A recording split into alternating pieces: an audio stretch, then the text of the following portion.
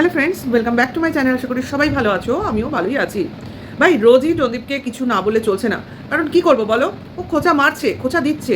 তাই কিছু ভিউয়ার্স আমার উপর হয়তো বা বিরক্ত হয়, যারা টন্দীপের পক্ষে রয়েছে। আমায় বলে আমি নাকি টন্দীপের ভালো দেখি না, আমি নাকি টন্দীপের খারাপটা খুঁজে খুঁজে বার করি। কিন্তু তারা কি এটা দেখে না যে টন্দীপ আমাদের বাধ্য করছে এই কথাগুলো বলতে?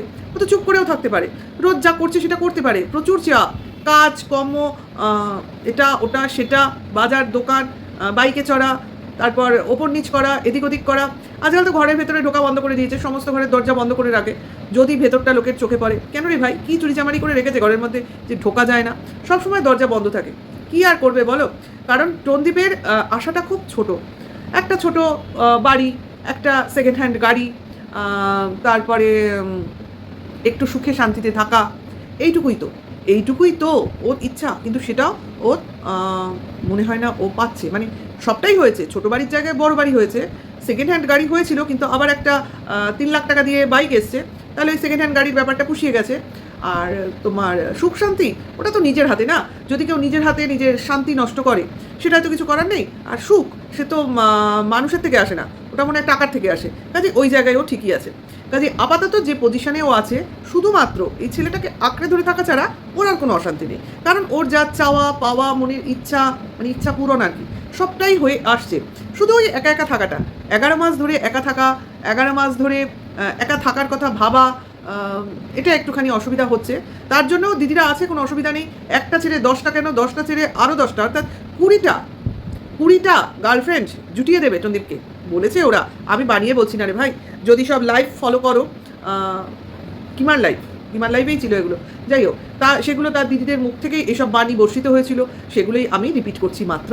কারণ আমরা কে এগুলো রটনা করার? মানে আমাদের সেই রকম বাবা ক্যাপাবিলিটি নেই যে আমরা এই ধরনের গুজব রটনা করতে পারবো। কারণ আমরা আবার ভিডিও টু ভিডিও কন্ট্রোভার্সি করতে ভালোবাসি, গুজবে কান দেবেন না বলতে ভালোবাসি, আর ফালতু কথাটা না নিজেরা শুনতেও ভালোবাসি না, বলতেও ভালোবাসি না। এইটা হলো কথা। তারপরেও লোক বলতে আসবে, আপনি না ভীষণ বাজেভাবে দেখেন টন্দীপদাকে। ভাই, ওর ভালো কিছু আছে, তোমরা কি দেখেছো বলো? একটা তোমরা গুণ বার করে বলো, এই গুণটা অসাধারণ, এই গুণটা অন্য কোনো ছেলের মধ্যে নেই, এরকম একটা গুণ বার করে দেখাও। কোন গুণটা? আমি তো দেখি না। আমি তো জানতাম, আমার তো সব ভ্রান্ত ধারণাও ভেঙে দিয়েছে।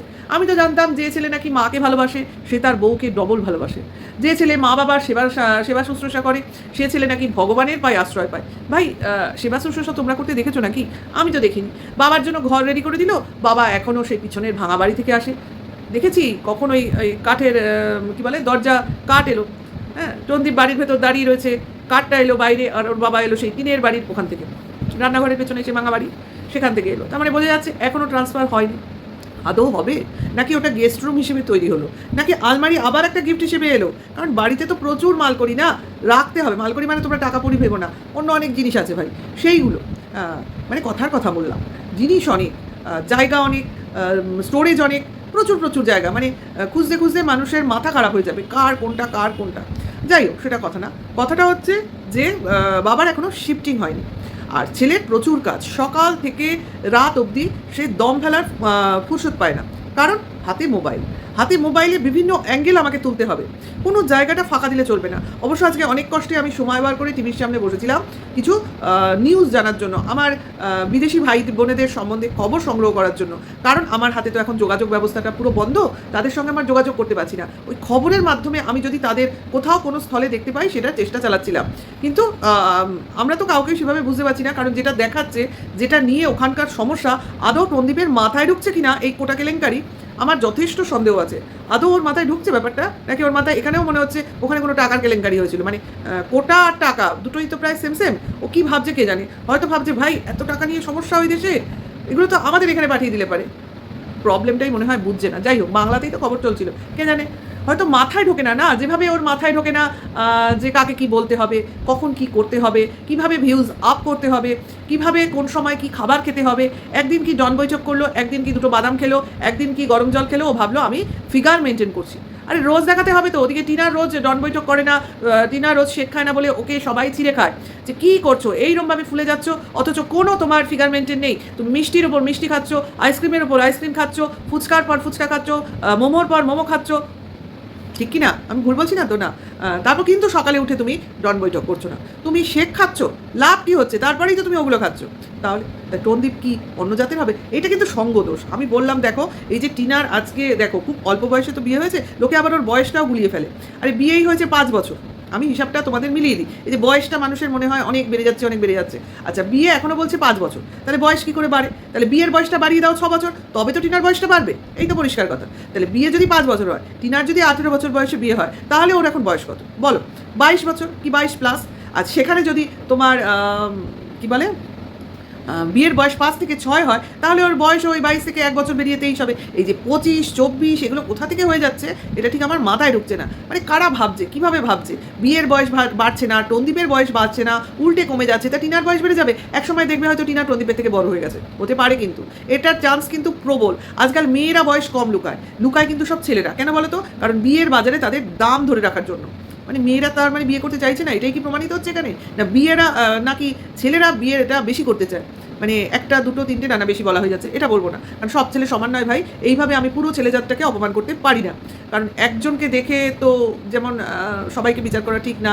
একটা পচা আম যেমন সব ভালো আমকে দুর্নাম করে দিতে পারে, সেরকম ব্যাপার হয়ে দাঁড়াচ্ছে। তা আমি বলবো, যদি এখানে পুরুষ জাতের অনেকে থাকেন যারা কিনা এইভাবে আপনাদের জাতটাকে অপমান করছে, একটি পুরুষ, তার বিরুদ্ধে আপনারা অবশ্যই সরব হন আপনাদের হিতার্থে। ভাই মেয়েরা ছেলেদের ওপর থেকে বিশ্বাস উঠিয়ে দেবে এরপর। আমারই তো বিশেষ বিশ্বাস হয় না, যদিও আমার স্বামী যথেষ্ট লয়াল, আমাকে তো যথেষ্ট খেয়াল রাখে, আমাকে যথেষ্ট ভালোবাসে। ভালোবাসাটার উপর আমার বিশেষ মানে দেখো ভাই, এটা নিয়ে আমি পরে কথা বলবো। ভালো কিন্তু মানুষ নিজেকেই বাসে, এটা কিন্তু তুমি জেনে রাখো। আর সন্তানের প্রতি বাবা মার ভালোবাসাটা হচ্ছে রিয়েল। ছেলে মেয়ের বাবা মার প্রতি এবং বাবা মার সন্তানের প্রতি, এইটা হলো রিয়েল। এরপরে যে ভালোবাসা শব্দটা আসে বিভিন্ন সম্পর্কের ক্ষেত্রে, এটা কিন্তু প্রয়োজনের খাতিরে আসে, পরিষ্কার। এটা আমার দৃষ্টিভঙ্গি, আমি বলছি না সবার দৃষ্টিভঙ্গি এক হবে, ঠিক আছে? এটা নিয়ে এখন এই মুহূর্তে আর আলোচনা করছি না। অবশ্যই টনদীপের বক্তব্যটা না হলে মিস হয়ে যাবে, ভিডিওটা বড় হয়ে যাবে। অ্যাকচুয়ালি ওকে নিয়ে বলার এত কিছু থাকে না, আমি ভাবি কোনটা বলবো কোনটা ছাড়বো।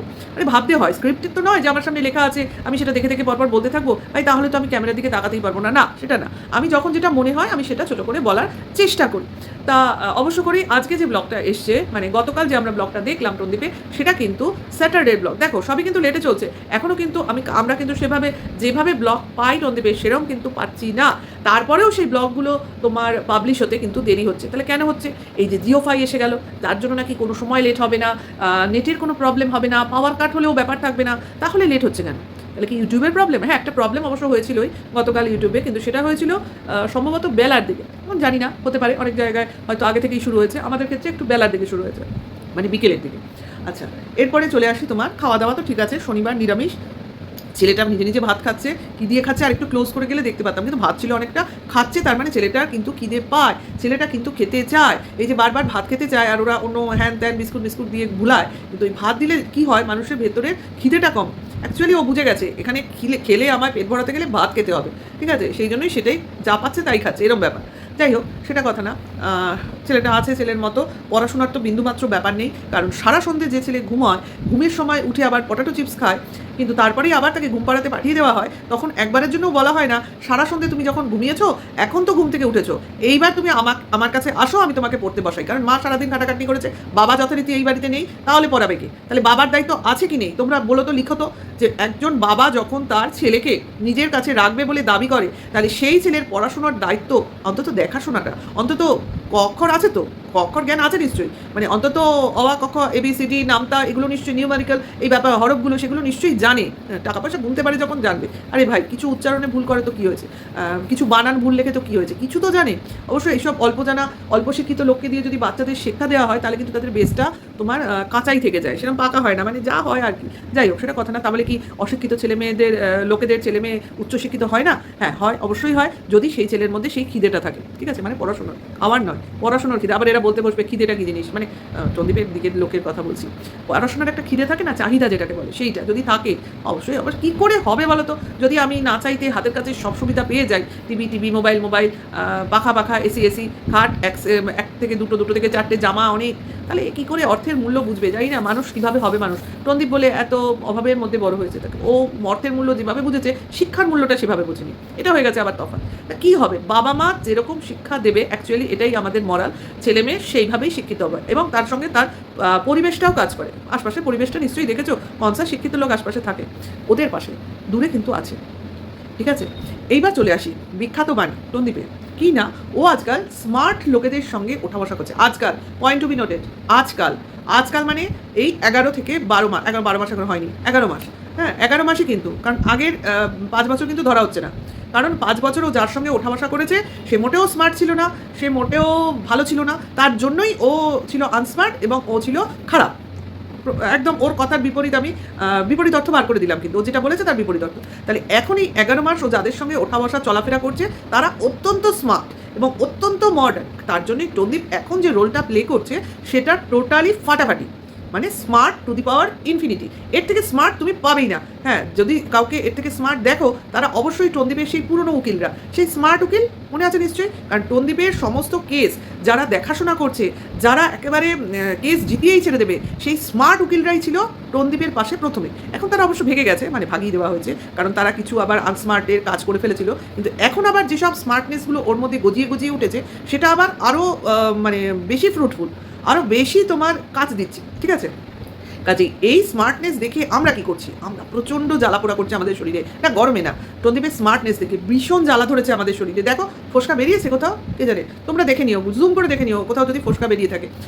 জ্বলছি, পুড়ছি, অথচ ধোঁয়া বেরোচ্ছে না। কিন্তু ধোঁয়া কোথায় বেরোচ্ছে? মানে আমরা এখানে জ্বলছি, এখানে পড়ছি, ধোঁয়া বেরোচ্ছে টনদীপের কান থেকে। ভালো করে দেখো গিয়ে, ওর কান দুটো থেকে গলগল গলগল করে ধোঁয়া বেরোচ্ছিল, কারণ আমরা জ্বলছি, তাতেই ওর জ্বলতে দেখে ওর নাকি খুব ভালো চলে যাবে। কি চলে যাবে? আমি তো বুঝলাম না কি চলে যাবে।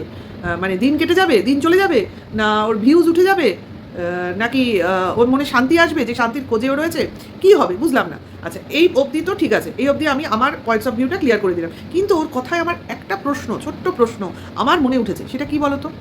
এই 11 মাস ছেড়ে দাও, এই বিয়ের 5 বছরের কিছুটা সময় ছেড়ে দাও, 3 বছর ছেড়ে, 5 বছরের মধ্যে 3 বছর ছেড়ে দাও, তার আগের 2 বছর এবং তারও আগের যে সময়টা টনদীপ তার অত্যাধিক স্মার্ট দিদি, ওর নিজের দিদি সৌমালি ব্লগদের সৌমালি, তার সঙ্গে যে এত সময় কাটিয়েছে, তার বাড়িতে যাতায়াত করেছে, তার সঙ্গে কথা বলেছে, ওঠা বসা করেছে, এমনকি তার বাড়িতে গিয়েও তার বিয়ের পর বেশ খানিকটা সময় কাটিয়েছিল, থেকেছিল, দিদিও ওদের বাড়িতে এসেছিল, রয়েছিল, আমরা এসব শুনেছি, দেখিনি আমি, কারণ অনেকেই দেখেছে, তারা এর প্রমাণ। তাহলে সেই দিদির স্মার্টনেস টনদীপের মধ্যে আসেনি কেন? কেন আসেনি? দিদির থেকে স্মার্ট কেউ আছে? তোমরা বলো আমায়, কমেন্টস বক্সে লিখো। ওর দিদি, ওর থেকে স্মার্ট আছে কেউ? খুব সাংঘাতিক একটা লাইন। এরকম একটা স্মার্ট মহিলা যে কিনা ওদের ফ্যামিলি থেকে বিলং করে, কিন্তু একটা আলাদাই ওয়ার্ল্ডে থাকে। হ্যাঁ, বলে না ওই প্যারালাল ওয়ার্ল্ড বলেছিলাম, অ্যাকচুয়ালি ওই অবস্থা ওদের মনের অবস্থা। তাই ওরা এতটাই পিছিয়ে, ওর দিদি ততটাই এগিয়ে। যেই ওয়ার্ল্ডে ওরা জীবনে যেতে পারবে না, জীবনে না, ওই টাচও করতে পারবে না, ওই দূরত্ব, মানে দূর থেকে দেখাটাই, স্বপ্নে দেখা, এটাই শেষ অবধি থেকে যাবে। ভাই, ওরকম একটা স্মার্টনেসের সঙ্গে থেকেও যখন তুমি এই 11 মাস আগে নিজের স্মার্টনেসকে উদ্ভাসিত করতে পারোনি, তাহলে এখন কনসা স্মার্টনেস ভাই? তোমাকে কীরকম দেখতে লাগে? তোমার ভিউয়ার্সদের জিজ্ঞাসা করো, যারা কিনা নিরপেক্ষ কথা বলে। অ্যাকচুয়ালি দেখলে মনে হয় কত রাত ঘুমাওনি, কত রাত স্বপ্ন দেখোনি ঠিকঠাক, রাতে জেগে বসে থাকো হয়তো। এখন তোমার বউ যেগুলো বলেছিল কি খোরটোর, সেগুলোও সত্যি কিনা আমার মনে হচ্ছে, তোমার চোখ দেখে তো আমার সেরকমই মনে হয়। অত্যাধিক খেলে টেলে নাকি রাতের দিকে তাহলে চোখ এরকম, চোখ মুখ এরকম ফুলে যায়, যেরকমভাবে গালগুলো তোমার ফুলে যাচ্ছে। আর সব থেকে বড় কথা, এই যে ভুঁড়ি বলছো না, যেটা আমরা দেখতে পাচ্ছি না, তোমার কোনো কাছের লোক ভুঁড়ি কমাতে বলেছে মাসখানেকের মধ্যে, এই ভুঁড়িটাও কিন্তু ওই কারণেও হয়, অনিদ্রা, অশান্তি, বেশি খাওয়া, বেশি পান করা, এসবের জন্য। আর বেশি খাওয়া, আচ্ছা তুমি নাকি ইয়ে করছো, কি ডায়েট করছো, তা খাওয়া দাওয়া কি? আমার ভিউয়ার্স লিখে দিয়ে গেছে, খাওয়াটা কি? অত মানে ফ্যাটযুক্ত সব খাবার, মাংস নিরামিষ 2 দিন খাও, ছেড়ে দাও, তার মধ্যে পনির, একগাদা তেল মশলা দিয়ে রান্না, ওর মা তো ম্যাক্সিমাম দেখি তেল মশলা দিয়ে রান্না করে। আচ্ছা, তারপরে মাংস, বাইরে কি খায় কিন্তু দেখায় না। হ্যাঁ, তারপরে তোমার মিষ্টিটা শুধু খায় না, মিষ্টিটা শুধু সাইড, ওইটুকুই শুধু খায় না, বাদ বাকি কিন্তু খাওয়া দাওয়া টুকটাক যেগুলো, এই এত আম খেয়ে নিলাম, খাওয়ার তো কোনো নেই, যে একটা খেলাম কি 1 পিঠ খেলাম, এতগুলো আম খেয়ে নিলাম, এতগুলো কাঁঠাল খেয়ে নিলাম, ওই খেয়েই পেট ভরিয়ে দিলাম, তা ফ্যাটের কি দোষ? তবু তো বলবো সেভাবে ভুঁড়ি দেখা যায় না। ওই ক্যামেরার কল্যাণে, মানে এত দৌড়ে দৌড়ে ক্যামেরার শট নিতে হয়, তার জন্য ভুঁড়িটাও সেইভাবে দেখা যাচ্ছে না। যেদিনকে ব্লগিং আর করতে ইচ্ছা করবে না বা ভিউজ আস্তে আস্তে ডাউন হয়ে যাবে, তখন হয়তো যদি বা ভুঁড়ি বাড়লেও বাড়তে পারে। ভাই এই স্মার্টনেস নিয়ে এত অহংকার, তাহলে অরিজিনাল স্মার্টনেস দেখলে কি হবে? দিদিকে দেখেও কি এর মাথাটা দেয়ালে খুঁড়তে ইচ্ছা করে না? কাকে স্মার্টনেস বলে? ছি! এর বলা মানে মাথাটা মনে হয় গেছে। আমি আগের দিন বলেছিলাম না ওর মেন্টাল প্রবলেম হয়েছে, অ্যাকচুয়ালি তাই হয়েছে। ভিডিওটা এখানেই শেষ করছি। যদি ভালো লাগে তাহলে লাইক, কমেন্ট, শেয়ার করো। নেক্সট ভিডিও ওয়েট করো। এখনকার জন্য এইটুকুই। Tata, by.